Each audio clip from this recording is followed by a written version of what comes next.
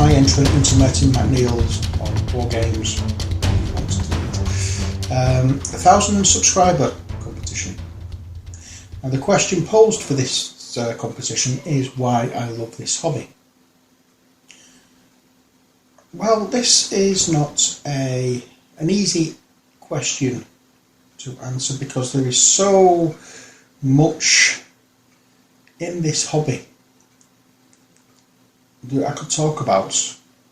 I mean, what is this hobby? Is this hobby painting miniatures? Is this hobby just collecting miniatures? Is it collecting games? Is it playing games? Is it YouTube? Doing things for YouTube? I'm going to I'm going to put my answer as all of the above. But I'm going to start off with playing games. Playing games is not a case of winning. As the old adage says, it's not the winning or the losing, it's the taking part that counts. For me, it's the experience, the shared experience of sitting around a table, or in some cases standing around a table, and playing a game, moving little plastic or metal pieces around a board or across a tabletop. It's the seeing, in some cases, where, depending on what game you're playing, if you're playing a game like Kings of War or Warhammer 40k or anything where somebody's brought their pieces to fight against your pieces, and seeing their army and how they've painted and put together their army in comparison to how you've put together yours. It's that experience. And not just the experience of the game itself. It's the experience of sitting around a table with your family, with your friends, or with people you don't actually know in some cases. Because let's face it, if you've joined a games club, there are chances that you've joined possibly because somebody you know has joined it and has asked you to come along, but quite often you're sitting around a table with people you don't know. And it's that bit, the welcoming atmosphere that you get in a games club, when you're sat with people playing a game and you don't necessarily know these people, but it's that experience, that shared experience of playing a game and sitting around and laughing and joking with each other. And there's no alcohol around. You know, you're not doing it because you're at a pub or at a party or whatever. You're just there because you want to be there, because it's a hobby that you enjoy, that playing the game. And that is the best part about this hobby. The welcoming aspect where, I mean, the games club I go to, Wigan Wargames, there are young people come, not so young people come. We have a mixed bag of ages, and everybody is made welcome. You know, quite a few people just tend to play with the same set people each time, but I wouldn't say there's any cliques there. We'd all interchange and we'll all play together. It's just that some people, I don't like playing certain games, so those people over there play those type of games, so I'll come over here and play the games I like. But that's the way it is. But nobody in the games club I go, nobody in Wigan Wargames, I would say, I don't think anybody who's a member there would say there's a clique. It's just that some people prefer one type of game to others. It's just that thing. But playing games is a multi-faceted thing, because it's not just, it doesn't You don't have to be interested in a particular theme to enjoy a game. You don't have to be very knowledgeable about a certain film or franchise to play the game and enjoy it. You don't, I mean, for example, you don't have to be very knowledgeable or even interested in the books of H.P. Lovecraft to play Elder Sign or Eldritch Horror or Arkham Horror, sorry, or anything like that. Or even Smash Up Munch, the obligatory Cthulhu expansion. You don't have to know anything about the world of H.P. Lovecraft to appreciate playing those games. So, in that sense, it's... And saying that, it's actually playing those games that might spark an interest in the theme and allow you to go and introduce you to the actual theme, so you'd go away and read. It's done it with me a few times. Like, for instance, Cthulhu. I've been reading Lovecraft stories, and I'm now currently reading the Conan books, the Conan stories, because of the Monolith Kickstarter that I'm backing. I knew nothing about Conan apart from the really dodgy Schwarzenegger movies, but that's beside the point. Which I absolutely think brilliantly bad. They are brilliant. But yeah, it can open up a whole new level of world of experience and interest for you just by playing one particular game. Now, as far as collecting games goes, there is nothing nicer than getting that new game, opening it up, seeing all the pieces, and then reading through the rules and confusing yourself and hoping that somebody will be able to unconfuse yourself. It happens with me every game I get. I get really confused when I try reading the rules and just don't understand them. But it's getting that game. It's looking at that game thinking, I want to play this, I really want to play this, and just making a start and trying to muggle through the first few games that you play and whatever. And it's good. It really is good. When you look and say, you look at it, you're trying to work out how to play, you think, no, I can't do it, no, I don't understand that. And then you sit around with a few people and they say, no, this is how it should, this is what it means, and blah, blah, blah. And you just go through and you play that first game, and it can either be as good as you thought it might be or not as good as you thought it might be. But then you play and play and play, and it gets better and better and better each time you play. And sometimes, okay, fair enough, it's not as good as you think it is, but it's still worth a play. Any game is worth a play, even if it's just once. But then you've got that joy of being able to put it to one side and then bring out another game. And then once you've played that, go back to that first game again. So you've always got it there to go back to. You know, I've been told I'm addicted to buying games. I wouldn't say so, because I don't buy them every week or every fortnight or whatever, but as I've been said, I don't smoke and I don't really drink all that much. But if I did smoke and drink all that much, you know, I'd just be throwing my money away, because it's just that instant gratification. Whereas with a game, I can go back to it, even if it's sat on my shelf for a year or two. I can go back to it whenever I want to and bring it out, dust it off, put it on the table, and reintroduce myself to it and relearn how to play it and regain that joy and pleasure of playing. So that's why I think collecting games is a joy, because you've always got it there to go back to and re-experience and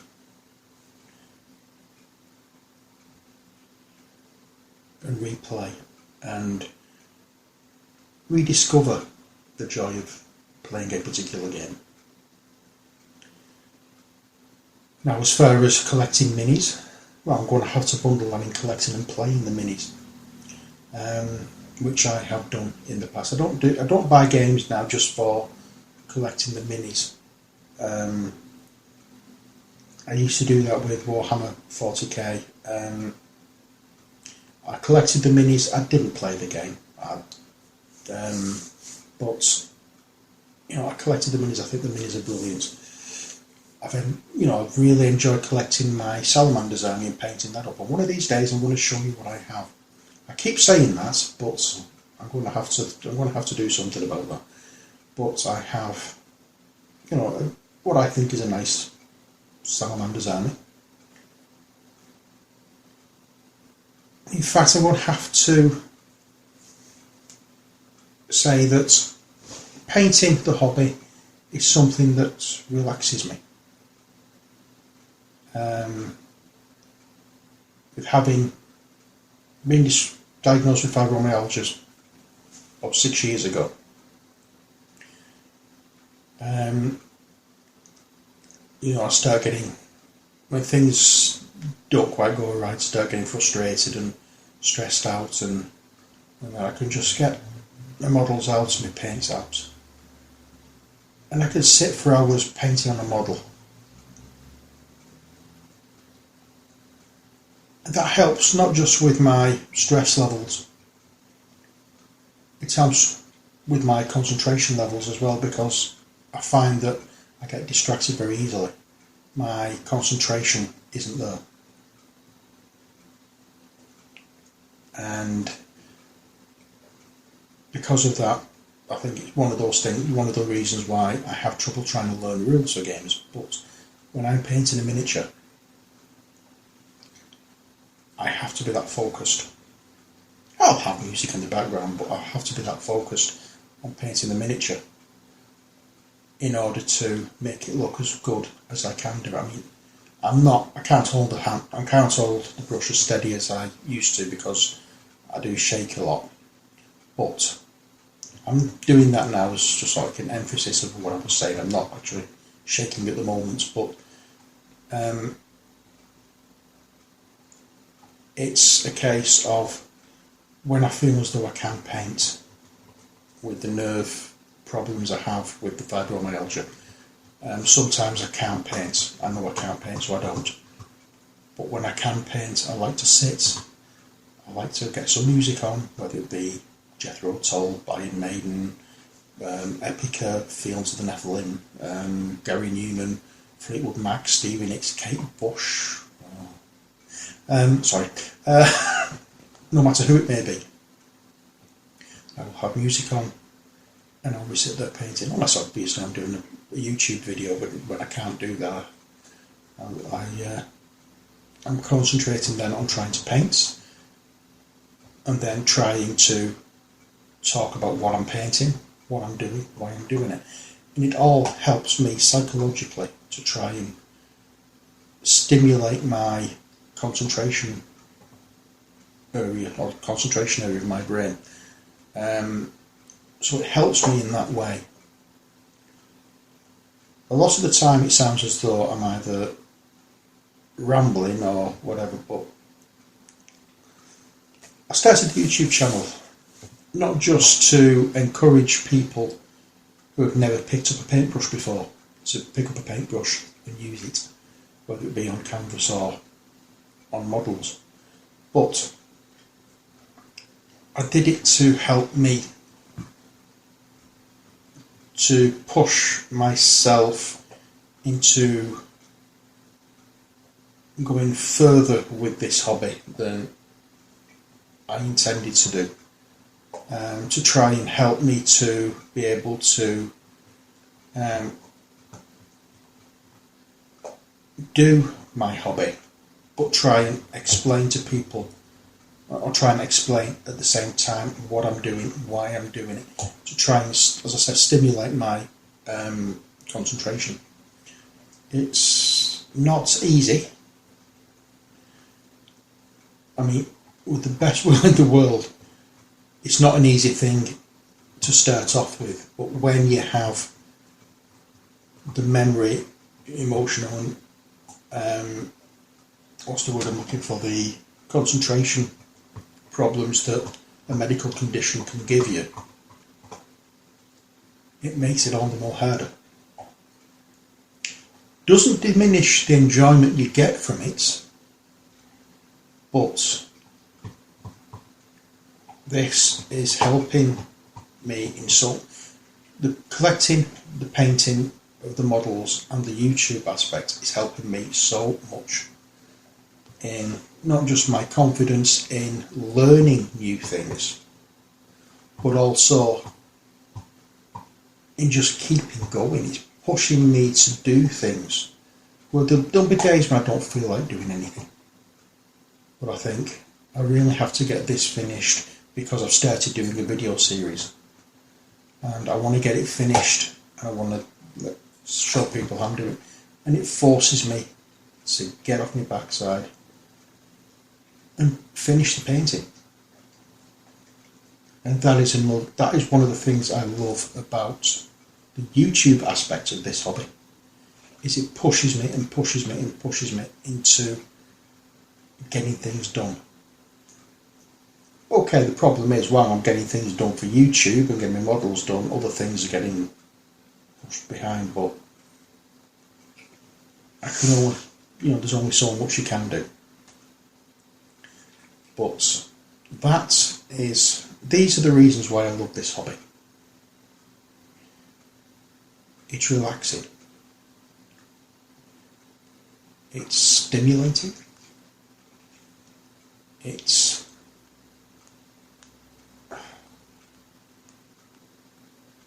surprisingly enough a very fun, sociable activity. It's not a hobby now that traditionally is given to the nerds of society. It's open to everybody to take part in, and if Wigan Wargames Club is anything to go by, it is we are a very welcoming community, and we will be there with open arms welcoming people into this community, because let's face it, the more people we have to play games with, the better this community is going to be, the better this hobby is going to be, the better choices we are going to get for games, and the more we are going to be fulfilled and with the experiences of playing with people with these games. I hope I've got my thoughts coherent enough for you to understand what I'm saying, because at the moment, I've had problems with pain at the moment, and I'm going through. It's hitting me quite a bit, but it's a situation I have to live with, and I'm hoping, as I said, that I've covered everything that I want to cover. I'm hoping that I've made my thoughts clear, or as clear as I can do, and I hope it's good enough for the competition. One thing I think I have to do as well, I've already done this once in one of my Q&A videos, but I think there's another step to this competition where I'm supposed to give a shout out to a YouTuber. Well, this particular YouTuber that I'm going to give a shout out to, as I said, I've already done this once on my Q&A session, I'm going to do it again because I think he deserves it. He's just started doing YouTube videos. Currently he's working on his phone, handheld. A little bit wobbly, but what can you expect from just holding your phone? He's gone in right at the deep end with a Dungeon Command tournament. He's done the first first game, which is Tyranny of Goblins against the Blood of Grunch. And the channel name is Celestial Vengeance. I'm looking forward to seeing how this particular channel grows. So far, the man's doing well. So, get over to Celestial Vengeance sites or YouTube channel. Give him a watch.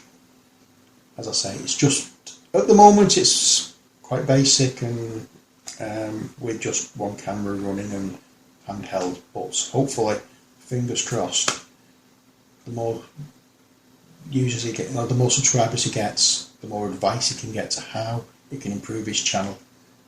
And hopefully, as time goes on, he will be able to improve his channel to such an extent where it gets better and better and better. Because that's what we want from each other. We want the encouragement, we want the support, and more importantly, we just want to make our channels as good as we can make them. So, that being said, to every one of my fellow gamers, to every one of my fellow collectors, to every one of my fellow subscribers, for every one of my fellow painters, and to every one of my fellow YouTubers, and to all my subscribers. And to Martin MacLeod, congratulations on having 1,000 subscribers. To everyone else who I've mentioned, Slán Jabbar, good health. That's me. Over and done with. And until next time, as always, take care, God bless, and